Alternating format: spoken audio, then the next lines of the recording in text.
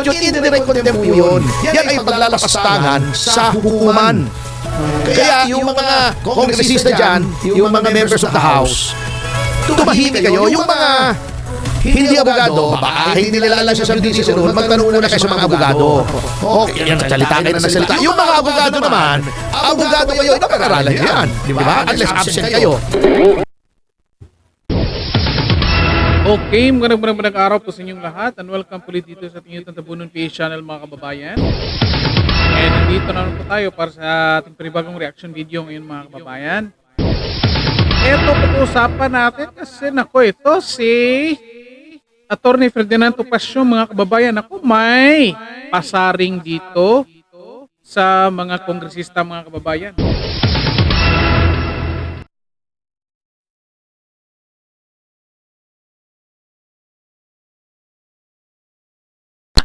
Pinapakita, sinasabi ni Ferdinand Topacio dito mga kababayan na pinapakita ng mga kongresistang ito na either walang alam ito sa batas or nang sasamantala ito mga kababayan dito sa batas, dito sa kanilang posisyon mga kababayan. Okay, ito pag-usapan natin mga kababayan. Pakinggan muna natin si Attorney Topacio mga kababayan. Bilisan natin. By the way, paki-like and share ng video natin mga kababayan. And then, paki-subscribe na rin po sa ating channel. Sa lahat na nakapag-subscribe na, maraming salamat po sa inyo. At of course, okay mga kababayan, ito pakinggan natin mga kababayan. I-discuss yung merits ng kaso sa Bulacan, sa subjudice. Alam mo, dapat tumahimik na itong mga yung ilang miyembro lang naman ng House of Representatives natin na dakdak tungkol doon sa mga pending cases ni Vicky Sara at saka din si Congressman Ungab at Atty. Vic Rodriguez. Kasi nag-commento sila noong una, sinabi na, ay, diversionary lang yan. Nasasasabihin nila. Hindi na ako mapapangalan, ha? Ang dami ninyo, eh. Kung magasawan, you know who you are. O kasi nga mga kababayan, sa isang video natin nung nakaraan mga kababayan, pinausapan natin to. Kasi, yung mga petitions mga kababayan, isinamit na sa korte.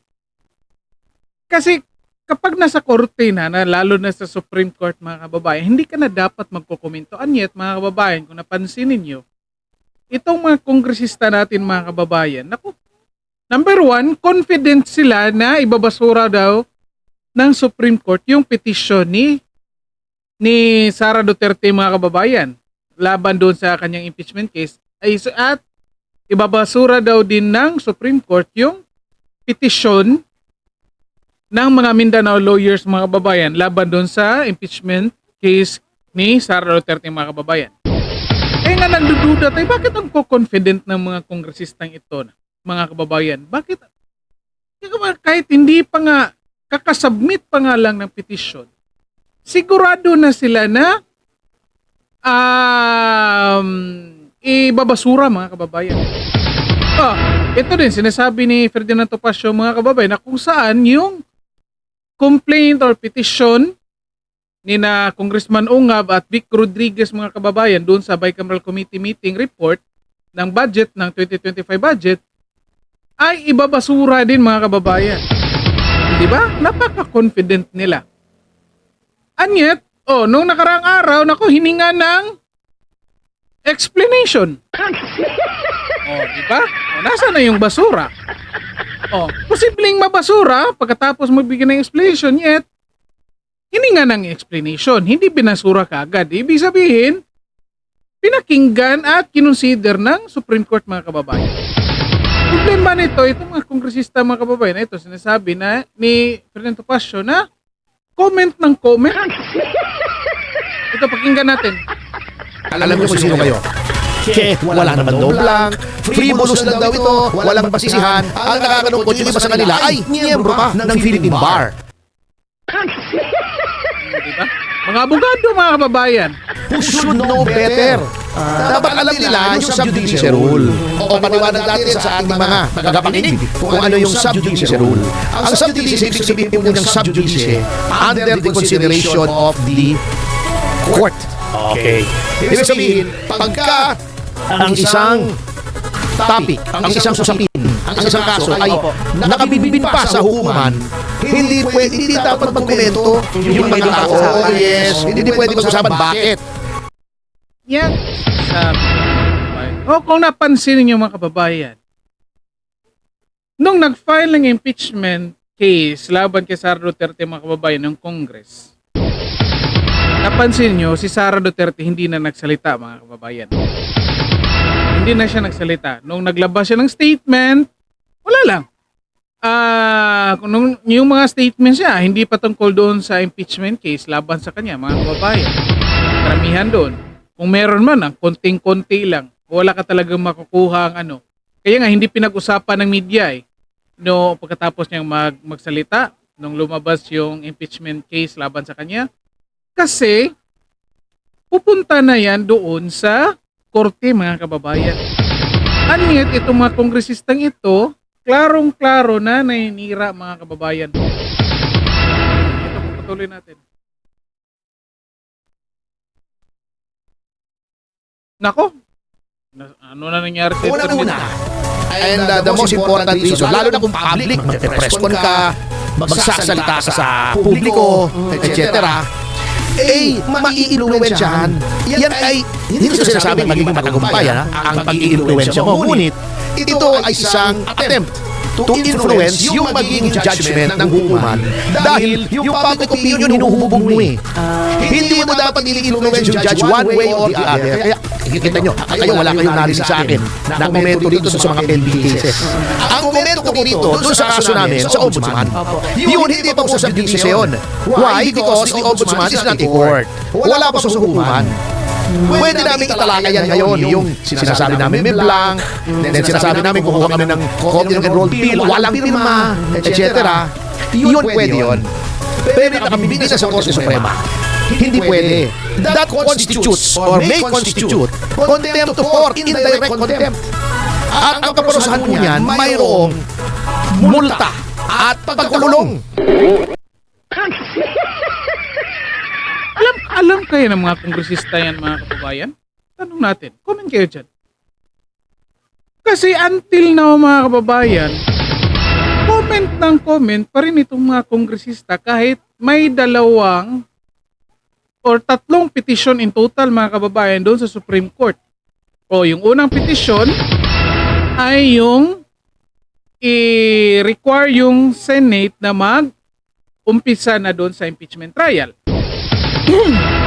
Pangalawang petisyon mga kababayan at ang pangatlong petisyon doon sa Supreme Court mga kababayan ay kung saan pinapatigil yung impeachment trial ni Sara Duterte kasi lumabag sa batas or konstitusyon itong Congress mga kababayan. Hindi sinunod yung kanilang rules. O malaking posible na either inaabuso nila ito or hindi nila alam mga kababayan. Yan yung pinapakita dito mga kababayan. Kasi in the first place, sa tingin natin mga kababayan, wala talagang plano nila, hindi talaga nila, or sabihin natin, wala talagang plano yung Congress na ituloy yung impeachment trial ni Sara Duterte mga kababayan. Nangyari lang na may nag-file ng kaso or petition doon sa Supreme Court tungkol doon sa 2025 budget. Kaya ayan, para ilihis yung topic mga kababayan, nag-file sila on the last day ng impeachment case laban kay Sara Duterte. Anyet ngayon, confident sila mga kababayan na talaga, babasura ng Supreme Court. Anyet ito pala may kaparusahan. Yun nga sinasabi ko mga kababayan. Bakit ang daldal ng mga congressman na ito?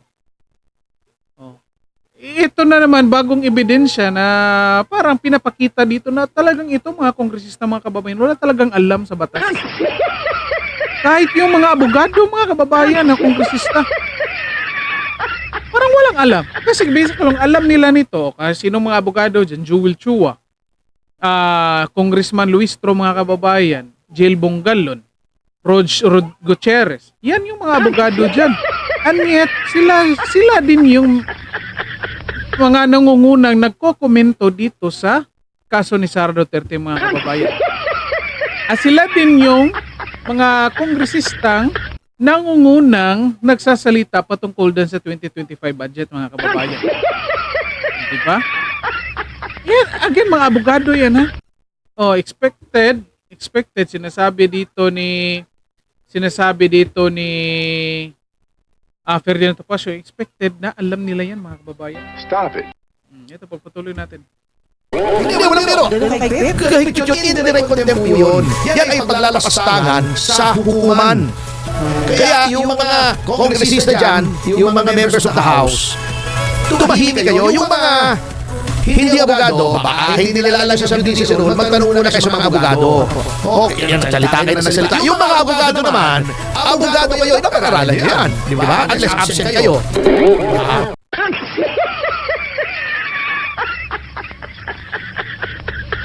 Doon sa Kangkungan, nag-absent doon, pumunta doon sa Kangkungan, Torito Pasio. Unless nagsabog kayo.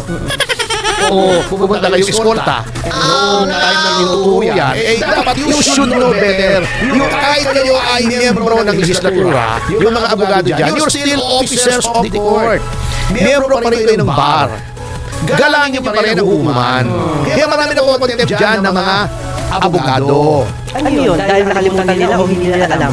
Pakakala nila walang consequences kasi ang problema nga po sa ating House of Representatives ngayon, may culture of impunity.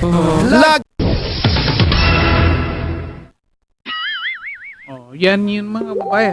Culture, ano yung impunity?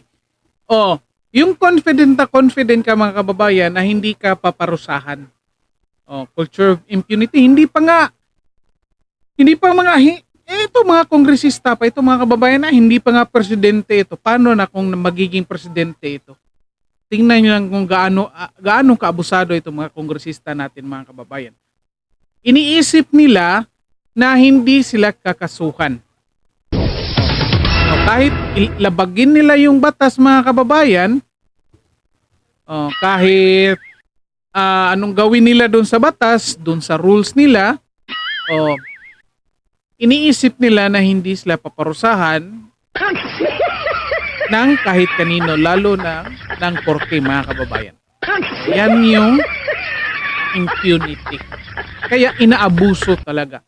Ang dami na, hindi na natin mabilang mga kababayan kung ilang pagkakataon na pinapakita ng mga kongresistang ito na inaabuso nila itong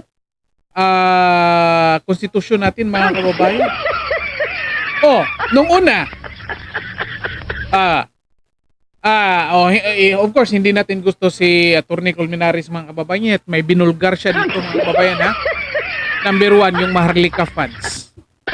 Hindi na dumaan ng third reading. Yan yung sinasabi ni Atty. Colmenares mga kababayan. Hindi dumaan ng third reading. Diretso na mga kababayan. Pangalawa, yung bicameral committee meeting for 2025 budget mga kababayan. Anong ginawa nila doon? Nagkaroon ng blanco. Sino ang nag-fill up? Yung mga tinatawag nilang mga staff mga kababayan. Anong tawag doon? Bawal yun, di ba? Ang pwede lang i-modify ng staff or i-edit ng staff yung mga spelling, yung mga grammars, hindi yung mga blankong numero mga kababayan or amount mga kababayan. Anyet, ginagawa nila yan. Pang-aabuso yan. Ito, pangatlo, yung pag-hostage ng budget mga kababayan. Kapag hindi ka pumirma sa impeachment case, wala kang matatanggap na budget. Ito, pang-apat, yung pag-insert ng mga projects lalo na dun sa DPWH na wala naman sa NEP mga kababayan or National Expenditure Program mga kababayan. Pang-apat na yun, pang-lima. Yun, last day ng impeachment, last day ng session, nag-file ng impeachment case. Nag-shortcut din mga kababayan. Ito, pang-lima pala mga kababayan, yung tatlong impeachment case mga kababayan, pinondo or hindi in-entertain doon sa office ng Secretary General. Kasi nga dapat pag na-verify na may nag-submit ng complaint, dapat sinubmit na yon doon sa Speaker, Office of the Speaker, mga kababayan. Anong ginawa? 2 months doon naka-standby. Di binaliwala yung rules nila, mga kababayan, kasi nga raw may pang-apat na impeachment case.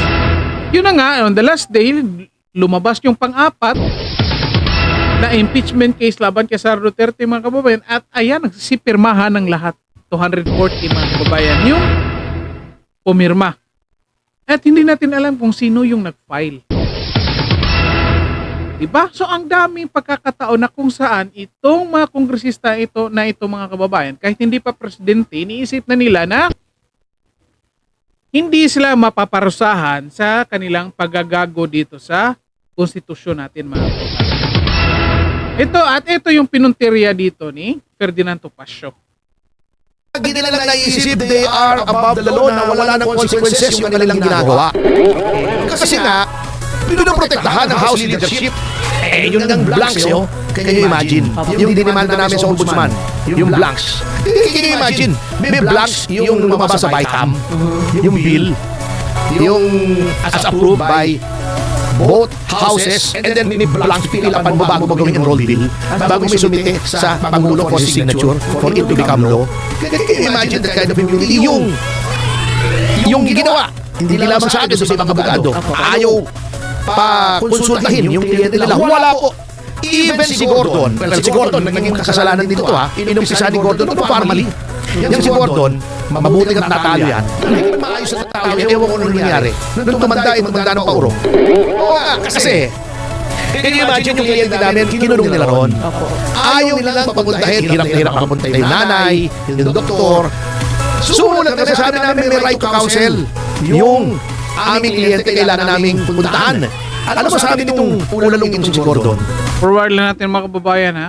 Forward lang natin kasi Mga kita ng publiko kung paano harangin ako, ayaw ko malapitan sa kliyente ko, abogado.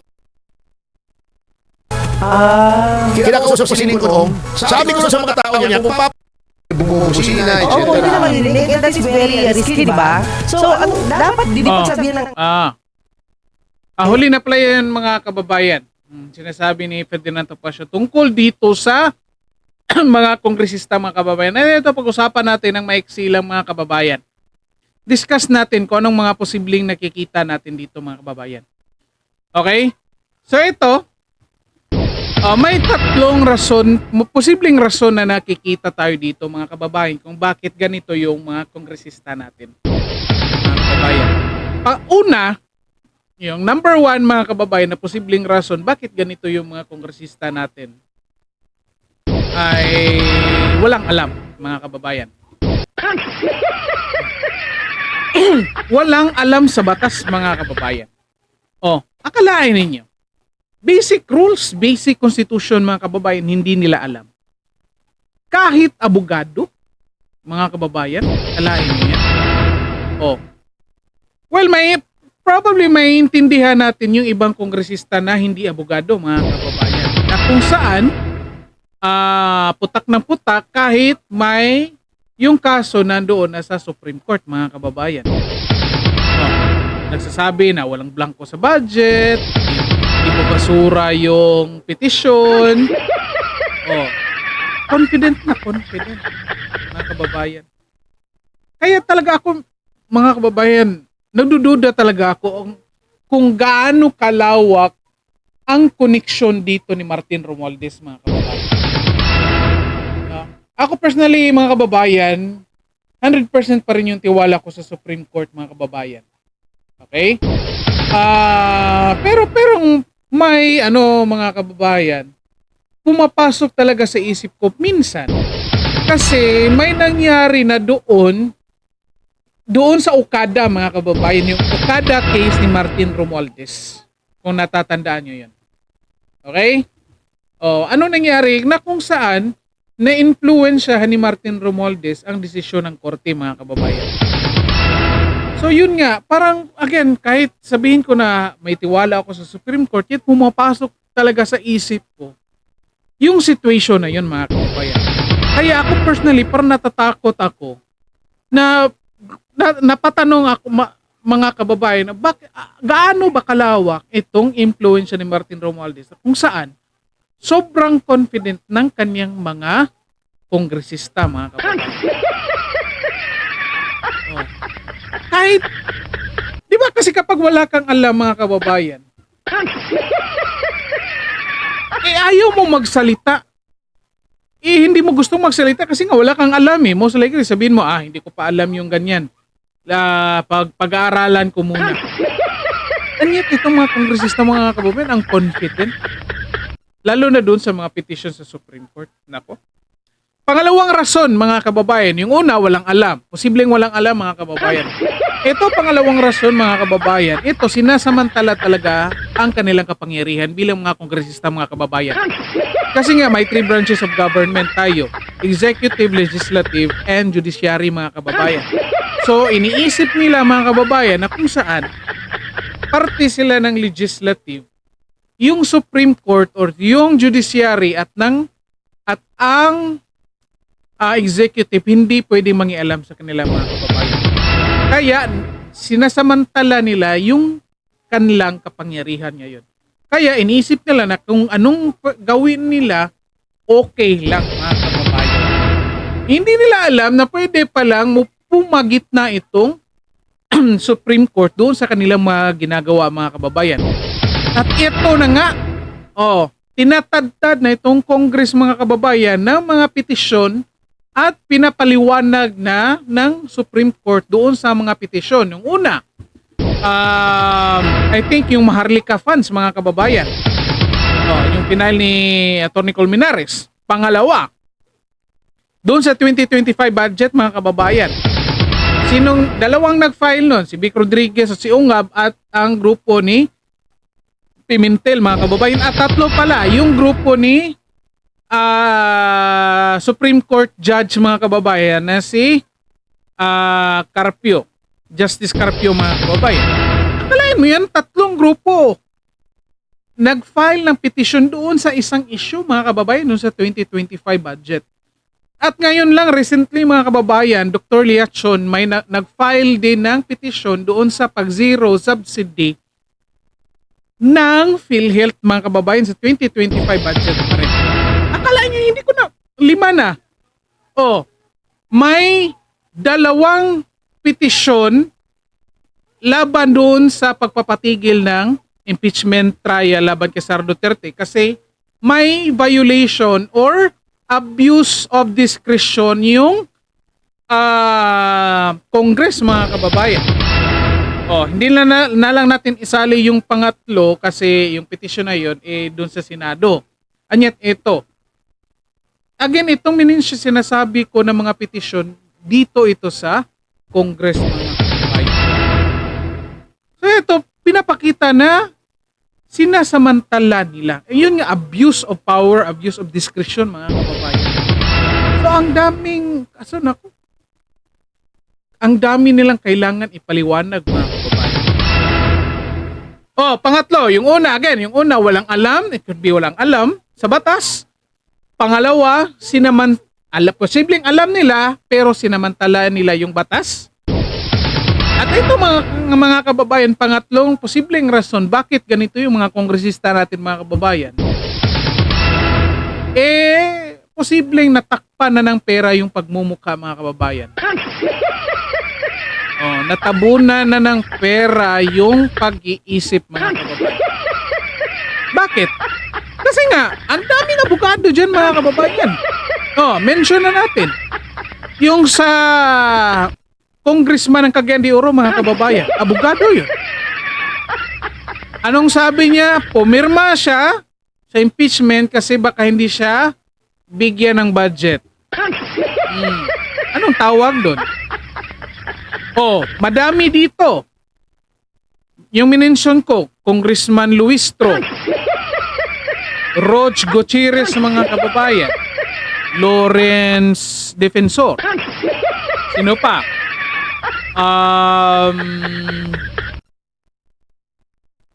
So listo na mention ko na, mga kababayan, di ba? Madami pa dyan.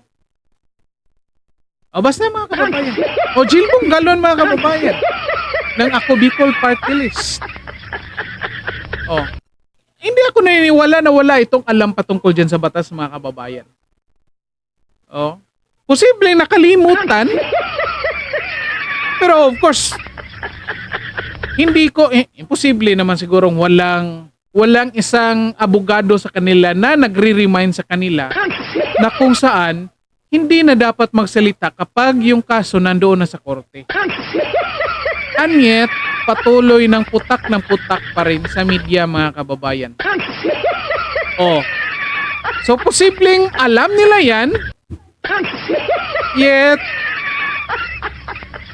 natabunan yung pag-iisip ng pera, mga kababayan. Kaya, nakakalimutan kung ano yung dapat. Yan yung problema, mga kababayan. Ang hirap nito. Nako, ngayon mga kababayan, ngayong darating na eleksyon, sana naman po pumili na tayo ng yung may mga panindigan, mga kababayan. Hindi porket nagbigay ng ayuda, nagbigay ng AKAP, nagbigay ng AX, mga kababayan, ay may proyekto na. Kasi naman dapat, itong mga kongresista na ito, mga kababayan, kung gusto talaga nila matuto itong mga botante natin, dapat magkaroon sila ng batas na kung saan gawin itong isang subject,